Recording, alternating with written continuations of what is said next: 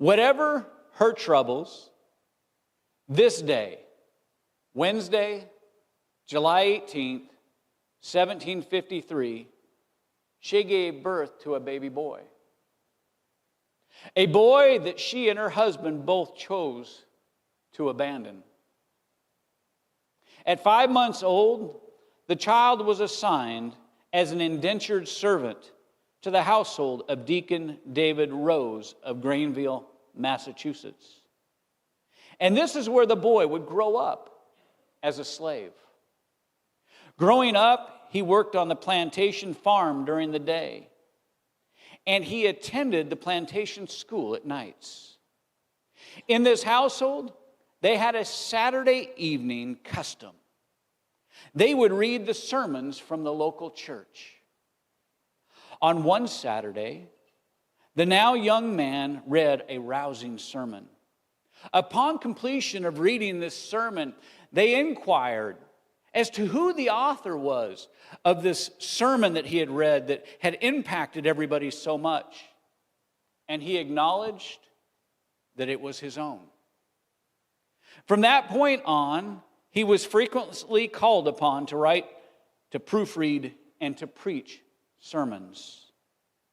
Then on July 18th, 1774, he was able to celebrate his 21st birthday. And what a birthday it was, because on that day, he was granted his freedom. No longer a slave. So what do you think this young man did upon receiving his freedom? I mean, if you believe the modern day historians in this racist country, he obviously fled from the Americas, right? No. He built his own house in Granville, Massachusetts, 9 miles from where he had been enslaved. Then he joined the Continental Minutemen.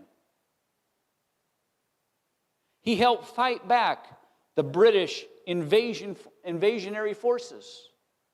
And he preserved the dream of this new America of equality.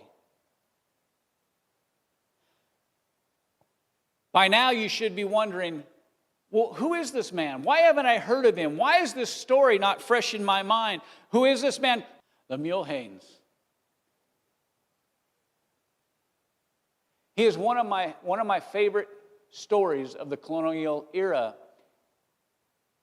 A black slave that became a free man and believed so much in what was happening in the colonies that he joined the army to fight against the British oppressors of the day. One of the most fascinating founders in our history.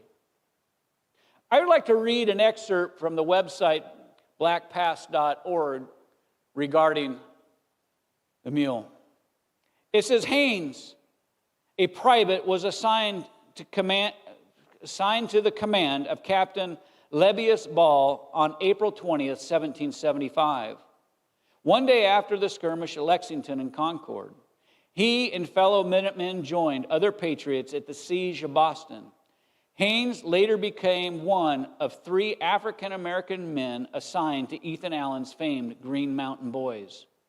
After the war, Haynes returned to farming duties at Granville, Massachusetts. While continuing to train in theology, he studied Latin with the Reverend Daniel Farrand in New Canaan, Connecticut, and then Greek with Reverend William Branford in Bloomingfield, Connecticut. In November of 1780, Haynes was licensed to preach and accepted a call at the Congregational Church in Middle Granville, making him the first African-American minister of an all-white congregation. When were you taught that?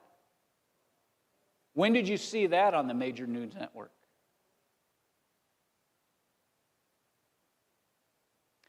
In 1785, Reverend Lemuel Haynes became the first black man in the United States to become an ordained minister.